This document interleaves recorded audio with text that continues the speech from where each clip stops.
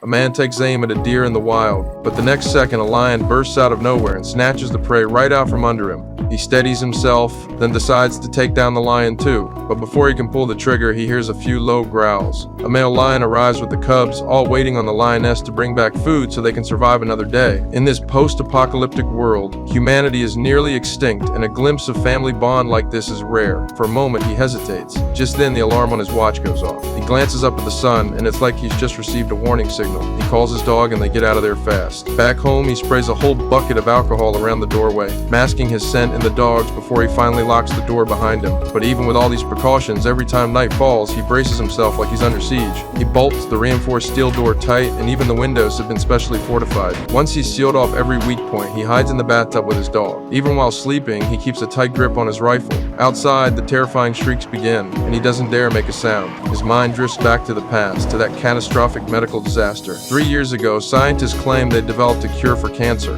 Only about 10,000 people received the vaccine, but every single one of them got infected. The virus spread like wildfire and ended up wiping out 90% of the human race. Those who got infected but somehow survived nearly all turned into Darkseekers. They have superhuman strength, and they move with terrifying speed. Once a human is attacked, they're quickly turned into one of them. Their only weakness is sunlight, so they only come out after dark. Smith lost both his wife and daughter. He was the only one in his family who made it. The only family he has left is the dog who's been by his side all this time. To stay sharp against the Darkseekers, Smith works out every single day. He's also filled his lab with rats, using them to develop a cure that could reverse the infection. Infected by the virus, the rats are just as feral as the Darkseekers. He numbers each one, tracking how they respond to his treatments. Every time a test subject dies, Smith can't help but feel crushed. But just then, he stumbles upon something unusual. This rat has clear, focused eyes, and its aggression has dropped significantly.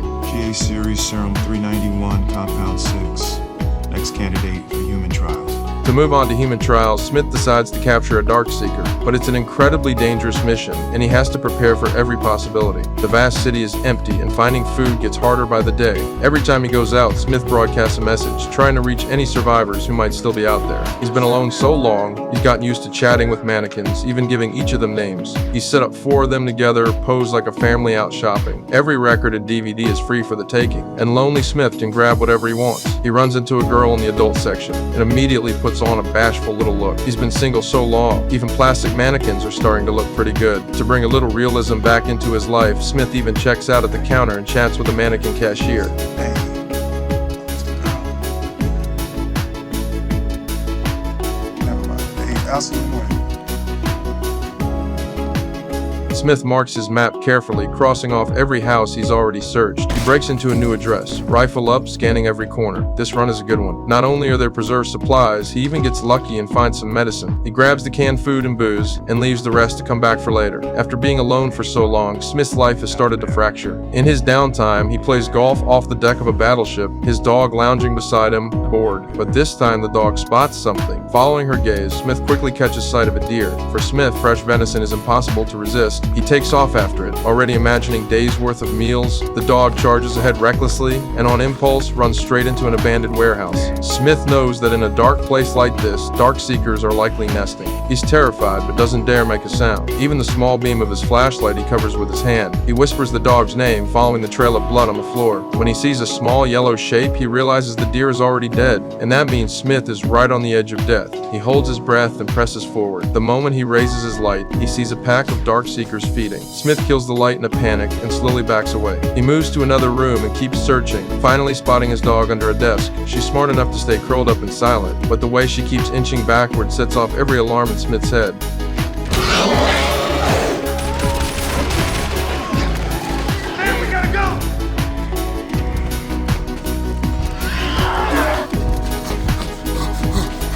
Smith crashes through the glass and gets out just in time. Out in the blazing sunlight, the Darkseekers chasing after him writhe in agony, their bodies starting to rot away. Watching this gruesome scene, Smith suddenly gets an idea, a way to capture a Darkseeker alive. He hammers stakes into the bridge and lays out a trap by the warehouse door. He throws a grappling hook over the bridge, anchored by a fallen car. Smith gets the dog settled, then draws his own blood. He uses it as bait and waits at the warehouse door, rifle ready.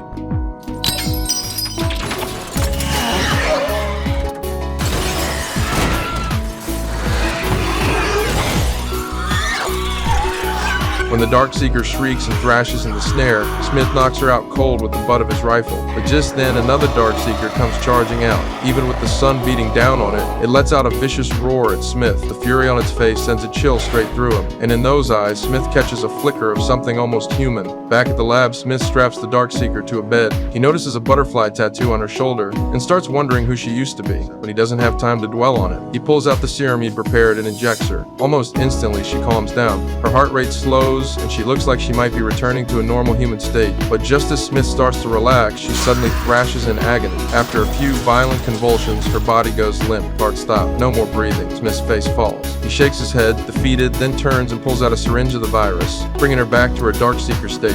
GA series serum 391 compound 6. Ineffective on humans.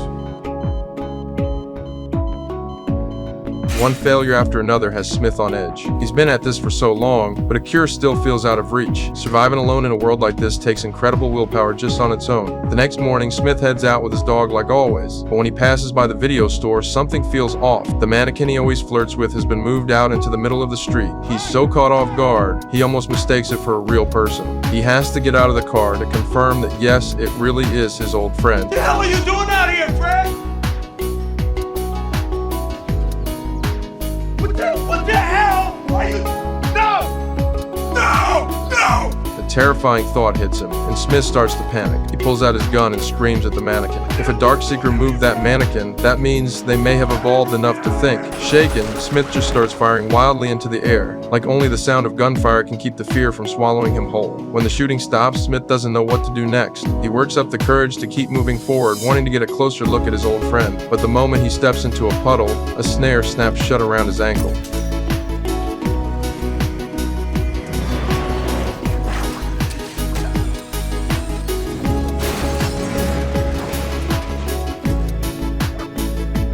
The blow to the back of his head knocks him out. He has no idea how long he's been out when his dog's whimpers finally bring him around. Dusk is closing in. The world is about to become a Darkseeker hunting ground again. Smith pulls out his knife, ready to cut the rope around his ankle. But the second he hits the ground, the knife slips and slices into his thigh. The pain is unbearable, and Smith can't help but cry out. The dog licks his face, urging him to get moving. Smith grits his teeth through the pain and starts dragging himself toward the car. But out of the shadows, the Alpha Darkseeker suddenly appears and unleashes 3 mutated attack dogs. Luckily, the last rays of sunlight hold them back, giving Smith just enough time to make it to the car. But the moment the sun is gone, a brutal fight is unavoidable.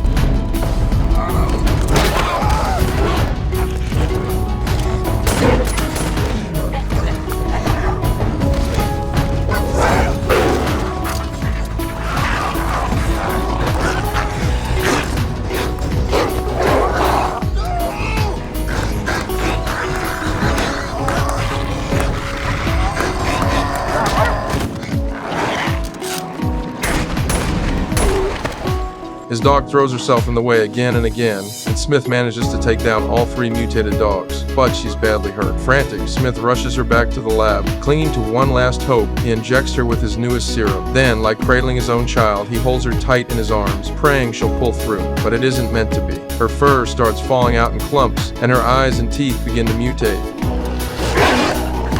In the end, all Smith can do is tearfully let go of the only family he had left. And with that, he loses the will to keep going. To avenge his dog, he charges into Darkseeker territory like a man possessed. If he's going to die, he's taking them with him. But the Darkseekers are fast, strong, and now they've developed self-awareness too. A whole swarm of them climbs up a street lamp, then uses their combined weight to topple it, pinning Smith down in an instant. Smith is trapped like a bird in a cage. Just as the Alpha is about to finish him off, a blinding ultraviolet light cuts through the dark, scattering every Darkseeker in its path.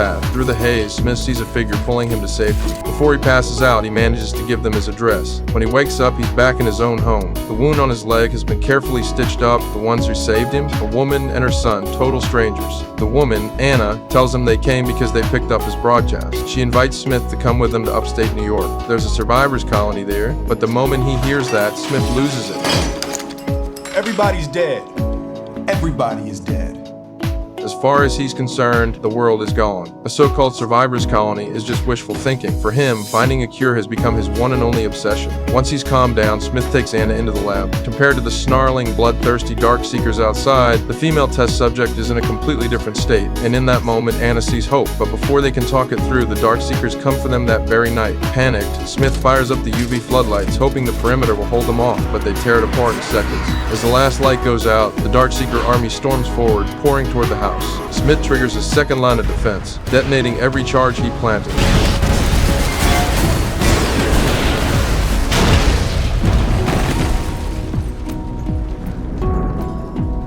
But there's no time to catch his breath. What he sees next stops him cold.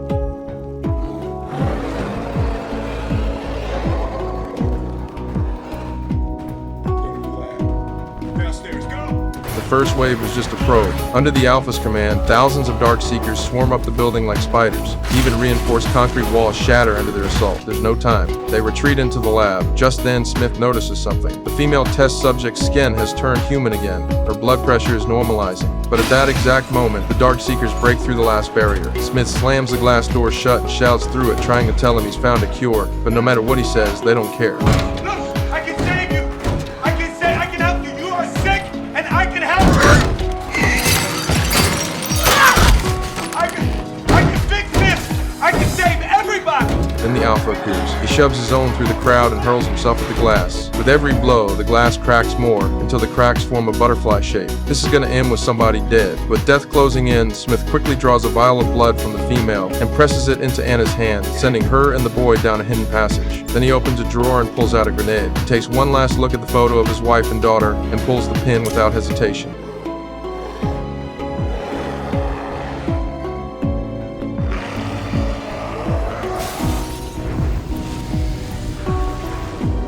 In the end, Smith's sacrifice buys Anna and her son the time they need to escape. After days on the road, they finally reach the survivors' colony in New York, and the serum Smith gave his life to protect becomes the spark that pushes back the darkness. It's humanity's hope to break free of the virus and rise again. 3 years of stubborn, lonely survival finally find their meaning. That's the end of today's movie recap. This is Sam's Movies. Thanks for watching.